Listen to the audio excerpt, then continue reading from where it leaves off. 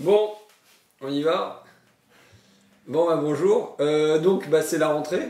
Il y a moins d'une semaine, moi j'étais encore au bel embras de la Grande Motte avec mes mômes. J'ai une petite anecdote comme ça, il y a une dame qui vient me voir, qui s'approche de moi et qui vient me dire, écoutez, excusez-moi, mais il y a une question qui me taraude. Euh, donc je suis habitué quand même un peu fièrement à être reconnu dans la rue, salué, tout ça, on aime bien ce que vous faites, et ainsi de suite. La dame s'approche et elle me dit, euh, excusez-moi, mais vous n'êtes pas passé à koh. Voilà, j'ai trouvé sur le monétariat, c'était une anecdote marrante. Bon, sinon, donc on vient à peine de rentrer, mais on commence par l'Alpe d'Huez, puisque on a un 4 pages. Tu l'as amené, non? Il est là. Et il est où? Il est là. Voilà, on a un 4 pages qui donc part à plus de 350 000 exemplaires à travers la France, donc sur Emmanuel Macron, Robin des Bois à l'envers.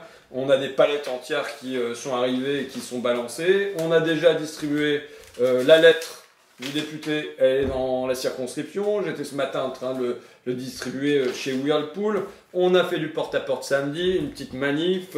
J'ai rendu visite à la direction de l'hôpital psychiatrique Philippe Pinel. Voilà, voilà. Donc, ça commence très fort.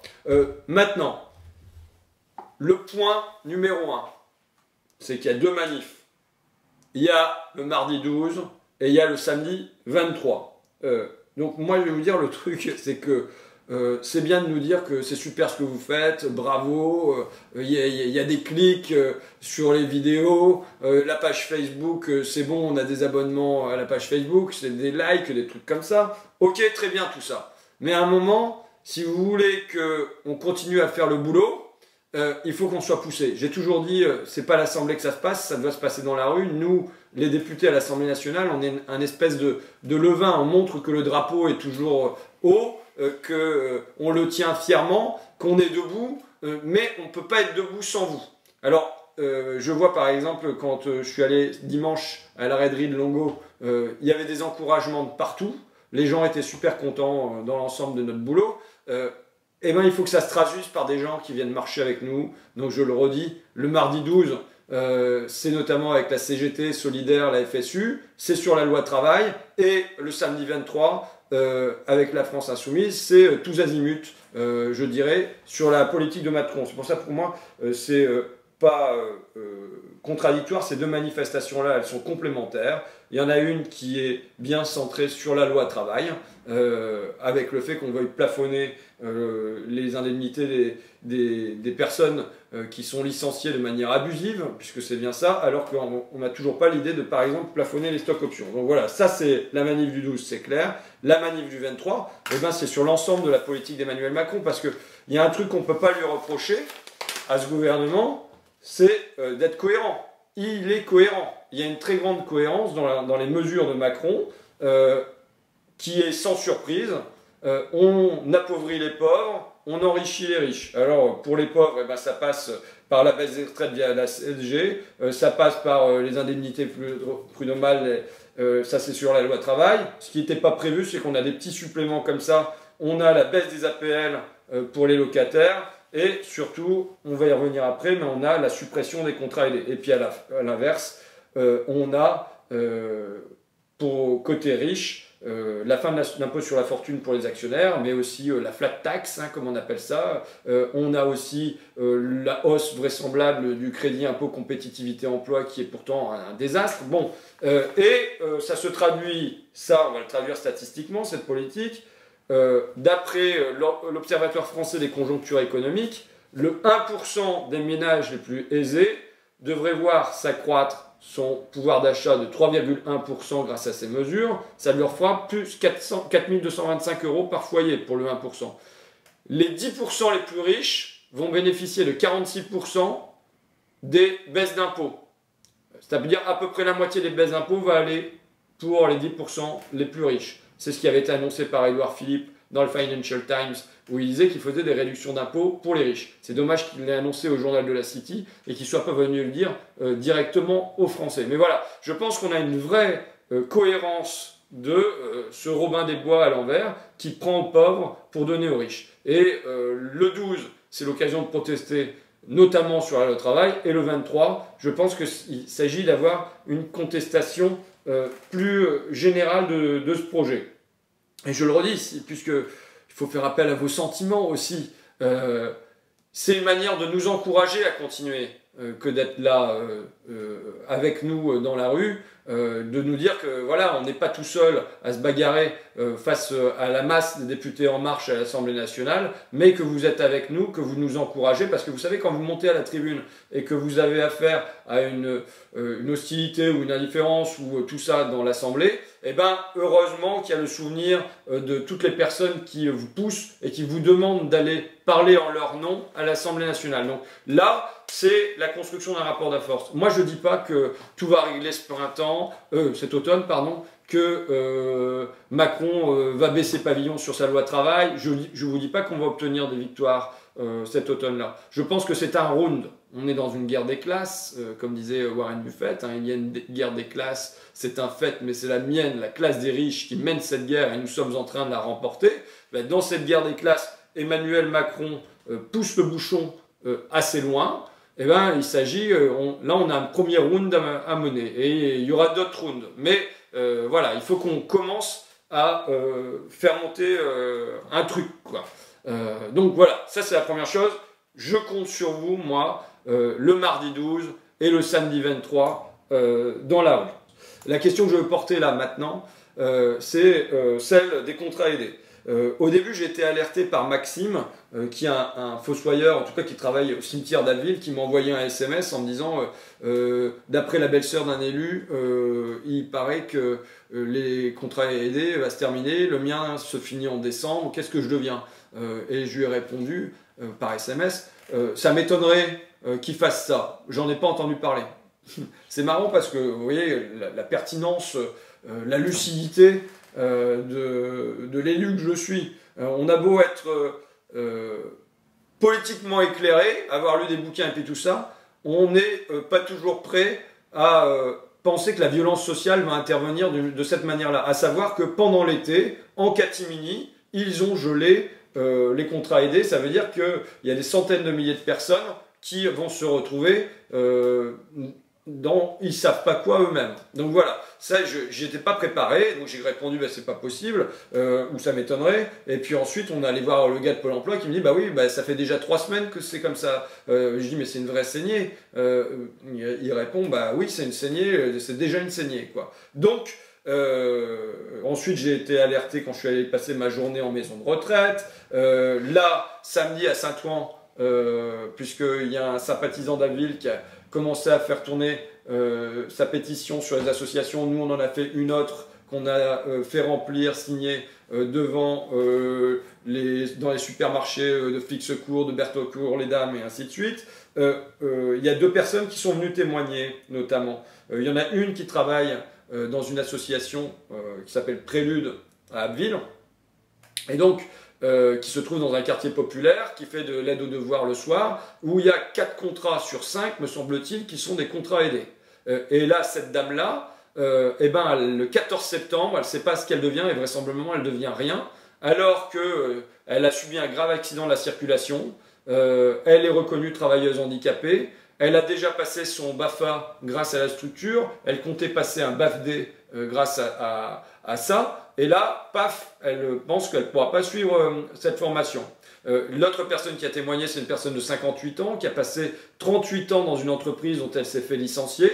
Elle s'est reconvertie dans une crèche pour s'occuper des enfants. Elle a passé un diplôme, un CAP de petite enfance. Voilà, je raconte ça avec l'histoire de leur parcours. Parce que quand j'entends... ce matin, c'était sur France Inter, Christophe Castaner qui dit « Mais pour tout ça, on va proposer des formations qualifiantes. » De la même manière, hier, dimanche, j'ai interpellé la ministre des Sports, Laura Flessel, puisqu'elle était en visite à Amiens, et je remettais les premières pétitions en lui disant qu'est-ce que ça va donner dans les clubs sportifs, et qu'elle répond pareil, formation qualifiante, et ainsi de suite. Là, je suis désolé, une personne de 58 ans qui vient déjà de passer un CAP de petite enfance et de se reconvertir, vous n'allez pas me dire que c'est pour refaire une formation et rentrer à nouveau sur le marché du travail. De la même manière, une personne qui est reconnue travailleuse handicapée qui vient de passer un BAFA, il n'y a pas un désir absolu des entreprises de la recruter. C'est pas vrai. On a des comme ça, alors on dit des personnes éloignées de l'emploi ou des parcours qui ont été un peu brisés, des parcours de vie un peu brisés. Eh ben, si on n'aide pas, la place sur ce marché du travail-là, elle n'est pas du tout garantie, très loin de là, avec ou sans formation qualifiante, quoi. Et ensuite, il y a un certain nombre de structures qui ne peuvent pas vivre sans être aidées. Oui, le périscolaire, c'est pas rentable.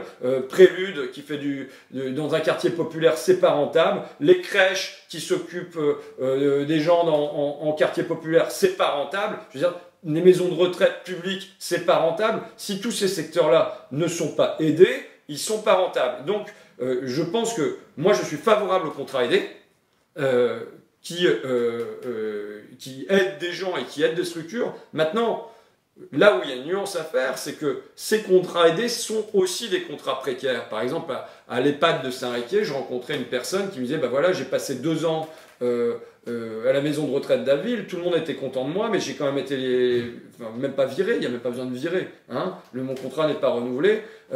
J'ai passé 2 ans à Saint-Riquier, je suis retourné 2 ans à Abbeville, voilà, une espèce de carrière comme ça, un peu désespérante en dents de scie, alors qu'il n'y a aucun moment où on lui a fait un reproche sur son travail. Donc c'est pas normal. C'est pas normal que des postes soient occupés dans les structures de manière permanente, qu'il s'agisse des écoles aussi, par des contrats précaires. Mais par contre, il faut dire ça, il n'y a pas de raison pour que ces contrats aidés soient des contrats précaires. On peut très bien avoir des contrats aidés qui soient des titularisations dans la durée. Je me suis battu sur ce thème-là dans la campagne. C'est-à-dire que par exemple, dans le périscolaire, à Amiens, on a affaire à des vacataires et ainsi de suite, tous azimuts. Ben non, il faut faire sortir ces secteurs-là de la précarité. Et ensuite, l'autre chose, c'est quand on nous parle de formation qualifiante et tout ça, c'est pour demain. Et on peut espérer que le gouvernement va faire quelque chose, soit, mais les gens, ils vivent pas demain, ils vivent aujourd'hui. Marie-Hélène, qui perd son boulot le 14 septembre, elle vit pas le printemps prochain, elle vit pas dans 1 an, elle vit pas dans 2 ans. Elle vit là maintenant. Donc, c'est comme si on supprimait la béquille aux gens et qu'on leur disait « Ouais, mais attendez, demain, je vous promets, vous allez avoir une prothèse, vous allez voir, ça va être super, vous allez pouvoir courir avec. » Ben oui, d'accord, mais en attendant, les gens, ils n'ont plus la béquille et puis ils sont coincés. Donc, d'abord qu'on construise la prothèse, et une fois que la prothèse elle est construite, eh ben, on pourra supprimer la béquille. Mais là, on n'en est pas là. Donc, il y a une urgence et je pense qu'on peut gagner sur cette histoire de contrat aidé. Je pense que là, c'est plein de secteurs de la vie publique qui sont concernés. Ce sont les maires des petites et des grandes communes, ce sont des associations, ce sont les maisons de retraite, c'est l'éducation nationale, c'est tout ça. Donc, je vous invite, nous on a commencé à mener cette campagne. On a un thème là sur lequel on peut gagner parce que ça mobilise des tas de secteurs. D'abord, c'était pas annoncé du tout dans la campagne Macron, c'est pour faire des économies qui sont ridicules. 300 000 emplois, 3 milliards d'euros. 10 000 euros par emploi. Le CICE, Crédit Impôt Compétitivité Emploi, 24 milliards d'euros. 100 000 emplois sauvés ou créés. 200 000 euros par an et par emploi. C'est 20 fois plus. Et pourtant, c'est ce CICE qu'on va conserver, qui bénéficie pour moitié aux multinationales, voire qu'on va encore développer, sur lequel on va jeter encore plus de pognon. Donc là, il y a un thème sur lequel nous pouvons gagner. Parce que ça concerne l'éducation nationale, les maisons de retraite, les communes, les maires. Bon, ça peut se mobiliser tous azimuts et je crois vraiment que sur cette question-là, il y a moyen de faire reculer. Moi je dis, là c'est comme si, là derrière il y a le parc Saint-Pierre, il y a la pelouse en face de chez moi. Si vous allez marcher sur la pelouse, vous vous en rendez pas compte, mais vous écrasez les fourmis. Eh bien, aujourd'hui, les puissants, ils sont comme ça. Par leurs décisions, je pense qu'il y a, en inconscience, sans le vouloir, sans doute, mais n'empêche qu'ils écrasent les plus fragiles comme s'ils n'étaient que des fourmis. Eh bien, il faut les faire reculer. Il faut que ils mettent à leur tour le visage de Marie-Hélène, le visage de Christine, le visage de Nathalie, le visage de Maxime, qui sont jetés dans l'inquiétude par cette mesure, et il faut qu'ils reculent sur ça. C'est pour ça que moi je me bagarre déjà avec mes mots, avec mes articles, avec mes posts Facebook sur cette question depuis début août, mais là on lance une pétition donc aujourd'hui sur rendslescontrataidés.fr. On invite les gens à laisser leurs témoignages aussi. Éventuellement, je ne sais pas si techniquement ça peut se faire, des témoignages vidéo, tu verras. Ça peut se faire. Bon, il me fait Sylvain. Donc voilà, éventuellement des témoignages vidéo. Ils avaient fait ça, on vaut mieux que ça, hein, il y a 1 an sur la loi travail. Et bien, ça me paraît tout à fait approprié. Aussi, je vous invite à à imprimer notre pétition et à aller la faire signer autour de vous. D'abord, c'est un bon moyen d'entrer dans des milieux populaires qui sont dépolitisés. Sur cette question-là, les gens ils trouvent que c'est vraiment crapuleux de s'attaquer à ça. Et on connaît tous des gens qui ont été en contrat aidé. Donc vraiment, je pense que là-dessus, on doit pouvoir gagner. Voilà. Donc, bagarrons-nous sur cette question. Peut-être, maintenant qu'on était chez les pauvres, on peut peut-être avoir un petit coup chez les riches, non? Qu'est-ce que t'en penses?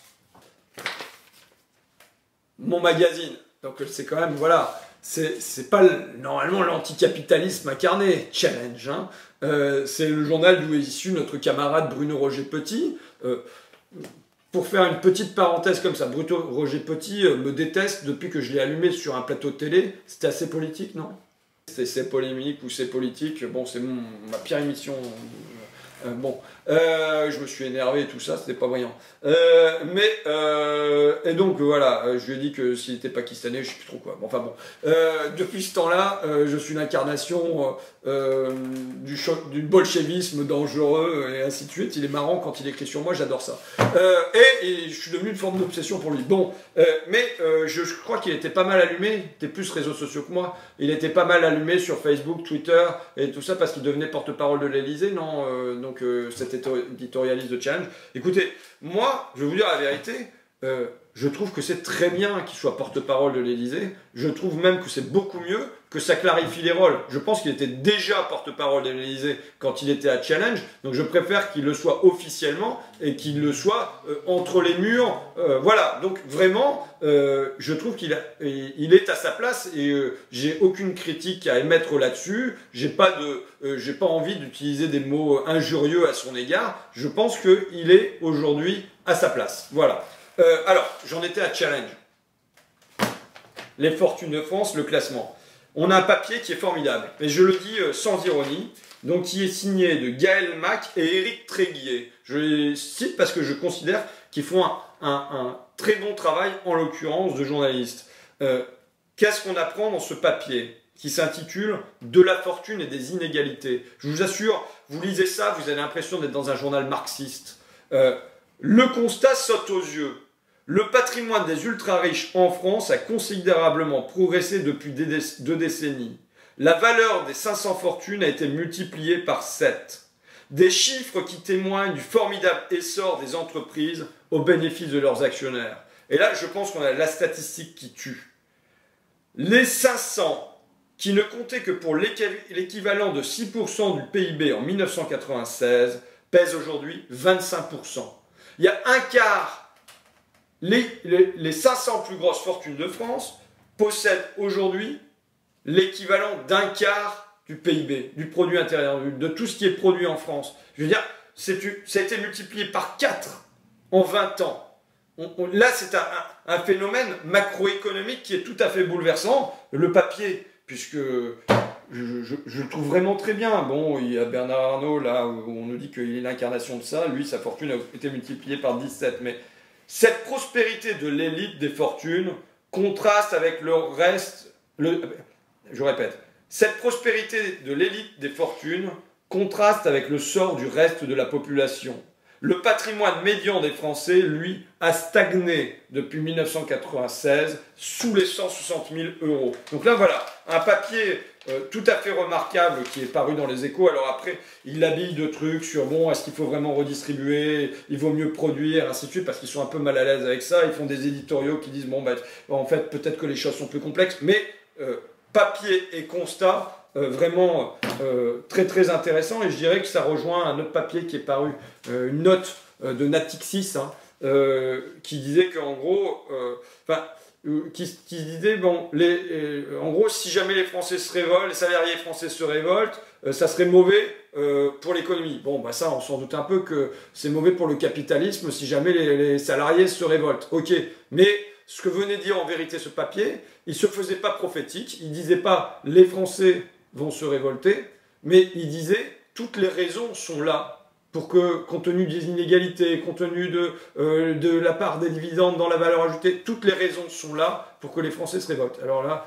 j'aime bien ce truc, tu sais, de Max Weber qui dit il faut, certes, c'est bien qu'on analyse des révoltes qui ont éclaté, mais il faudrait qu'on s'interroge surtout sur les causes qui font qu'il y a des milliers de révoltes qui n'ont pas éclaté. Et c'est sûr que là, qu'est-ce qui fait que en France aujourd'hui, eh ben, les gens ne se soulèvent pas? Pourquoi ils ne seront pas là le 12 et le 23 par exemple? Bon, ben, moi je pense que si le 12 et le 23 ils ne sont pas dans la rue, c'est pas parce qu'ils sont contents. Les Français ne sont pas contents de ça, en tout cas les classes populaires ne le sont pas. Mais simplement, je pense que par exemple l'un des éléments qui manque, c'est l'espoir. Il manque un espoir qu'on puisse y gagner. Et donc c'est ça qu'on doit contribuer à rendre. Alors moi je ne pense pas qu'on va le rendre d'un seul coup, mais pas après pas. Oui, on peut gagner, on peut transformer les choses, on peut les changer. Je continue ou quoi? La mission Flash, vite fait. Mission Flash, ouais, bon, c'est un petit truc, mais je sais que vous aimez bien les potins de l'Assemblée nationale. Tu me l'as ramené le papier?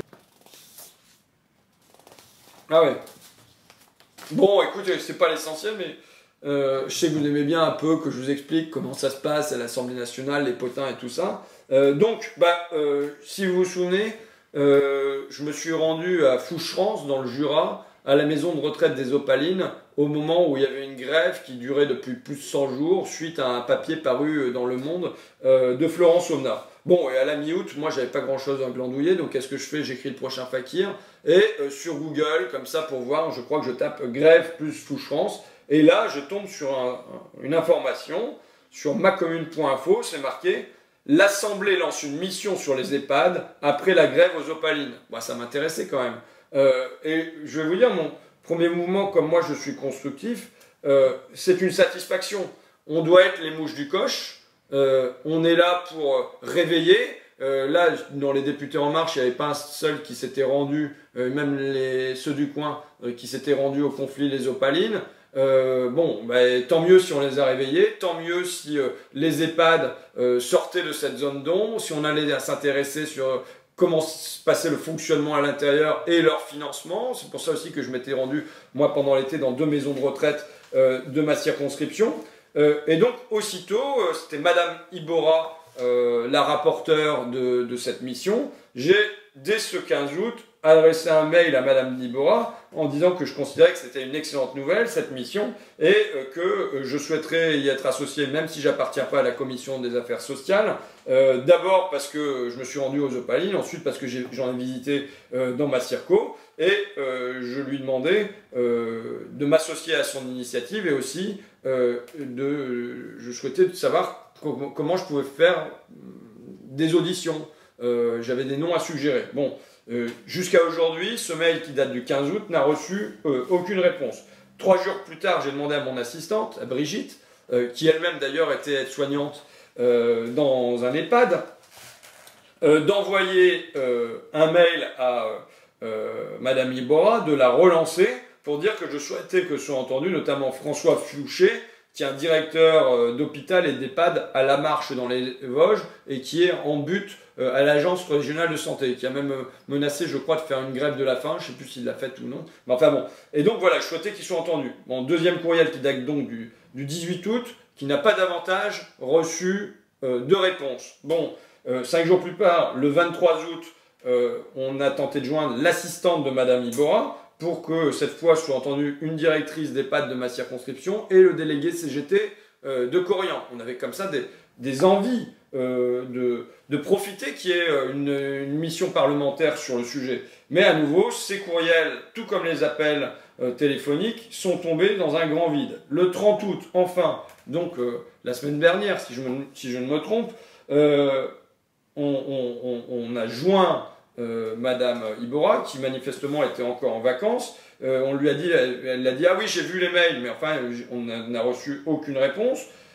Elle voulait pas trop qu'on participe à la commission des affaires sociales à ce truc-là. Alors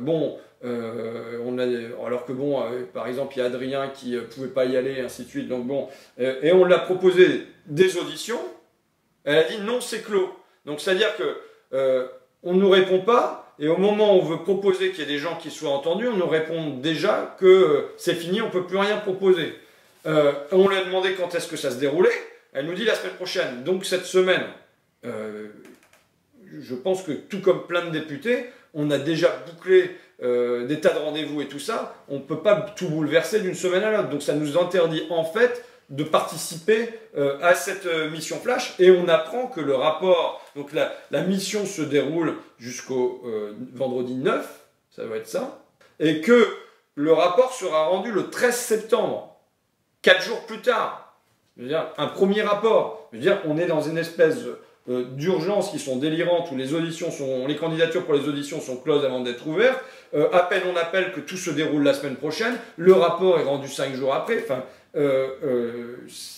il y a pour le moins une improvisation qui fait que moi, alors que ça m'intéressait, je ne peux pas participer à ces auditions. Je pense que c'est le cas de dizaines ou de centaines de parlementaires, ce qui fait que ça se déroule. Caroline, qui y assiste, elle, Fiat, a envoyé un message pour dire que la salle était vide. Il y a 3 députés qui sont là. Pourquoi? Parce que ça se passe voilà, de cette manière-là, où en fait tout est fait pour qu'on n'y participe pas. Mais je pense que c'est irrespectueux vis-à-vis des gens qu'on dérange dans leur emploi du temps, qu'on fait venir et tout ça, pour qu'ils soient entendus par 3 députés, ou même quand bien même il serait 4, 5, 6, 10, alors qu'il y en a sans doute des dizaines ou des centaines. On est tous concernés. Le vieillissement de la population française, c'est pas une fiction.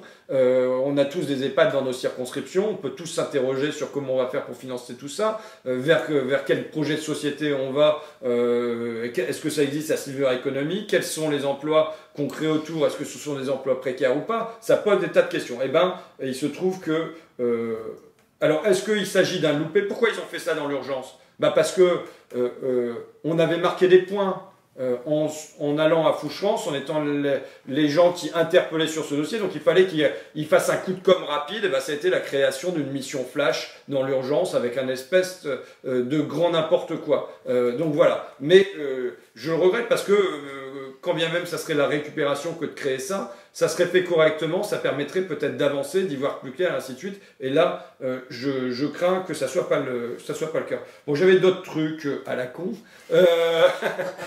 à raconter sur 2022 et ainsi de suite, mais on va repousser ça la semaine prochaine, hein, ça ira comme ça.